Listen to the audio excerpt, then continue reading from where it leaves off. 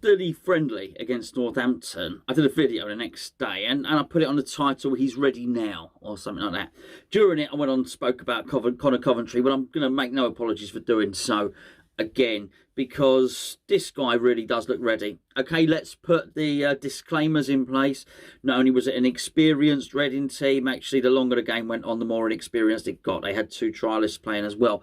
But Reading are no mugs. They are not roll over and have your tummy tickled team in the Championship. They're a Championship team.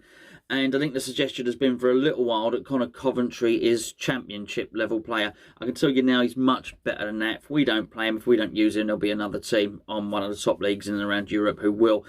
He's clearly somebody who's going to go on and play a number of games for Republic of Ireland as well. The thing I'll say about Connor Coventry is if you were... so why do we always do aliens? If you're an alien coming down... from outer space, you probably wouldn't be watching a game of football, but that's what we say. So if you're an alien and the spaceship, the flying saucers come down, and for some reason this alien, rather than invading Earth or anything like that, has actually gone to watch a Reading v West Ham. And what are you to say to that alien?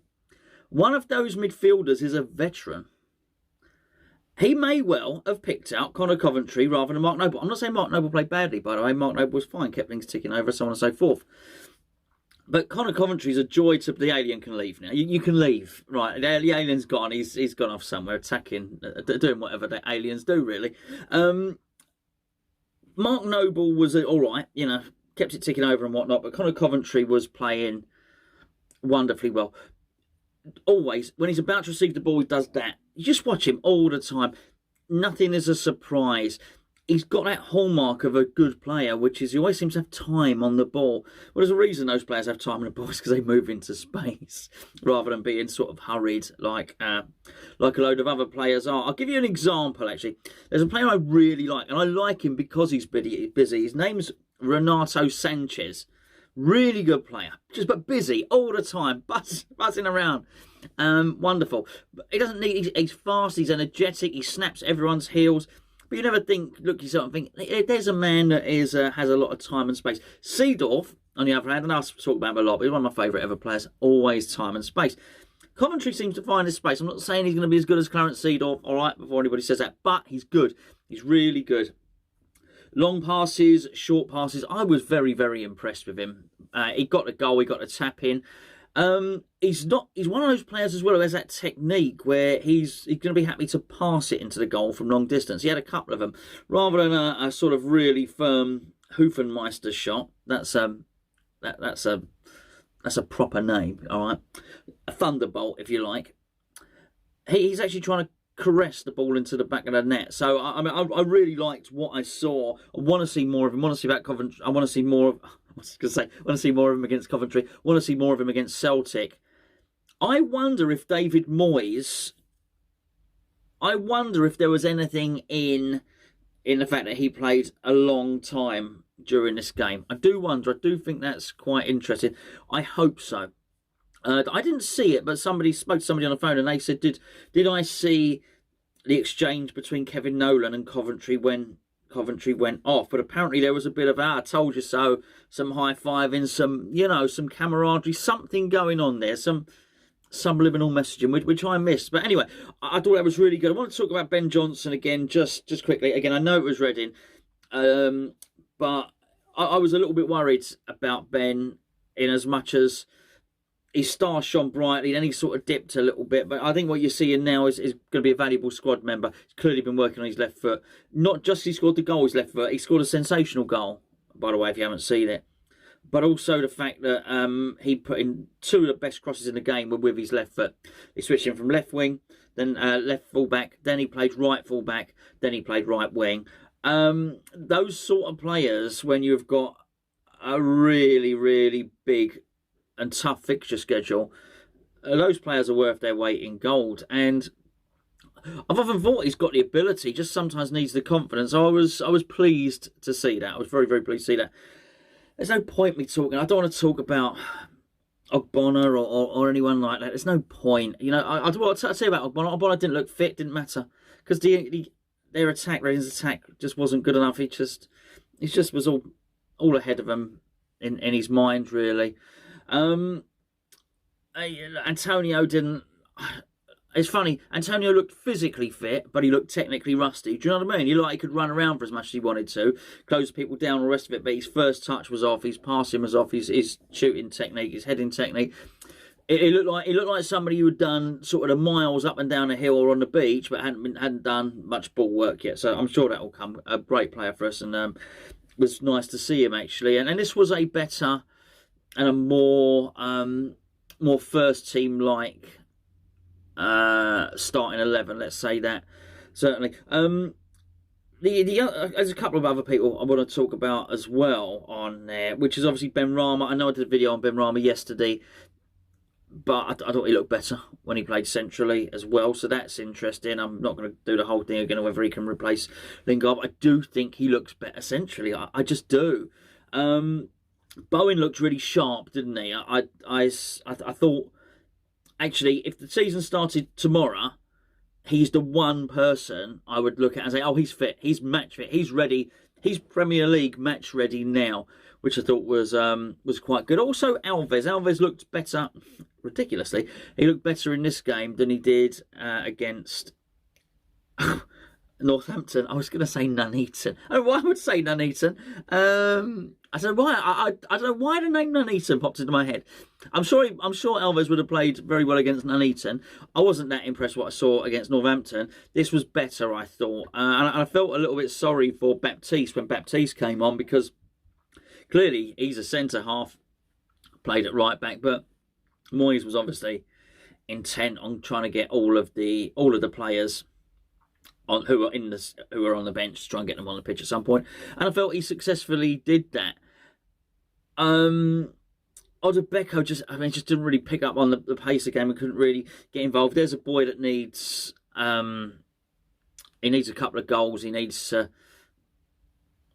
get some things going on for him. I mean, when in the second half Lanzini came on, and Lanzini just sort of ran the game from central midfield without being the best player on the pitch. He didn't need to be. His first touch and his pass and move, and he was Lanzini, okay.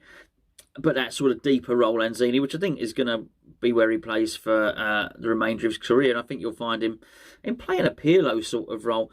But when Lanzini was in the middle and then Benrahma was moved to the middle as well, we really were starting to control the game, and that's why you were getting Ben Johnson coming on these overlaps. Nathan Holland was starting to get involved in the game. In fact, Nathan Holland's pass for the second goal was absolutely crucial. And I think there are a certain number of players, Bowen whilst he was still on, who felt because of this Lanzini and Benrahma access, and I want to include Coventry in that, this was a very technical midfield there. And I think everybody in attacking sense felt that they were going to get the ball. But I never felt that Odebeko was able to get into the pockets quite well enough to be able to do that until later on in the game, when he did have a shot that was a little bit wayward and a little bit over. I think there's a couple of things really that worried me. Now the guy's name was his surname was Flex. He played this. Sorry, this is not what worried me. What I was going to say was what worried me was is still the sort of the fullback situation. I still think we need an additional bit of cover at fullback there. So yeah, Flex, this lad Flex, I can't think of his first. Okay, he's a double-barreled surname. It's something Flex. I thought he looked quite neat and tidy. I thought he looked quite good, but I wasn't sure he looked like a winger. I would have liked to have seen him in the centre. I know there probably wasn't an opportunity. How can you if you're going to play Lanzini? I wanted Benrahma in there. I want Lanzini in there. I want to see Coventry in there. You can't play everyone in the centre, so I understand. That's where he had to play, and he played in the first half. But the fleeting little bits that I saw, I quite enjoyed. I thought, oh, this is a player I'd like to see a little bit more of. Certainly, I'm just scratching my head thinking if there was anyone that I've left out. The rest was senior players. I mean, Fredricks a little bit, a real outlet with his pace, particularly on the overlap there. But again, almost a bit like Antonio, his technique. He loses the ball a lot. He did an Enner Valencia. For those of you that have heard me talk about it before, Enner Valencia once ran past the ball. And sorry, the light's gone off. Enner Valencia ran past the ball, and And Fredricks did that in that game. And straight as well. The funny thing is, he's quick enough that he actually ran back and got the ball anyway. I just felt his first touch and whatnot. Not his first touch, his passing was a bit off, as was his crossing. Because actually everybody else, the lad Flex did a really good cross. Johnson did 2 excellent crosses. Bowen's obviously got an assist. Sorry, I say obviously, if you haven't seen the game, I should probably say it was 2-0. Bowen got the assist for the first goal, which I think might have got it was a corner, might have got a brush off of Diop's head, and then it forced one of the Reading players to score an own goal. Our second goal, it was Nathan Holland's passing it. Sorry, it's 3. What am I talking about? It's 3-0. Sorry. Nathan Holland's passed the ball for an overlapping Ben Johnson, who at this point was playing. I think Fredricks was possibly off at this time. He played a really good ball. Had the accuracy of delivery that Fredricks just didn't. Played a lovely ball right across near the face of the goal, and Coventry tapped it in. The last goal was some jinky business, right? Some tricksy, twisty, turny, jinky business.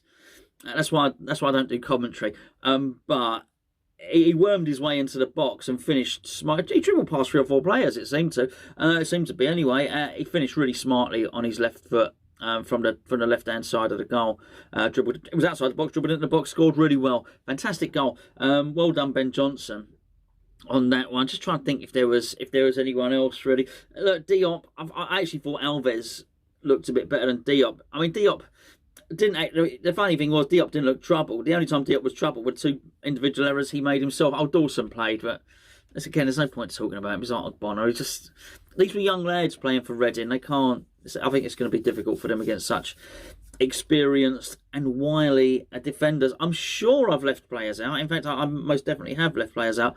But I don't think that's an accurate breakdown of the game. Cresswell came on.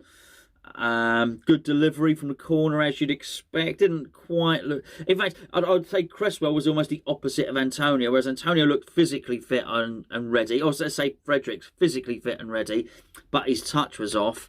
I didn't feel that Cresswell was physically fit and quite ready, but his touch was very good. Really good delivery, good passing. Yeah, you're really looking at an experienced player there, and I was really, really pleased to see him. A good little run out for West Ham. We've got Celtic next, which should be, I guess it'll be a tougher game. That being said, it's really weird. I usually know nothing about Celtic, and why would I? But I actually do know that I think the day before last, they played against a team called Midtjylland, who years ago I used to think were called Midgetyland, but they're not.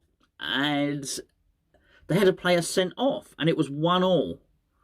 And I think actually Midtjylland or Midgetyland, as we like, everyone should call it Midgetyland. Just very, very, very small people live there, in the land of the midget, Midgetyland.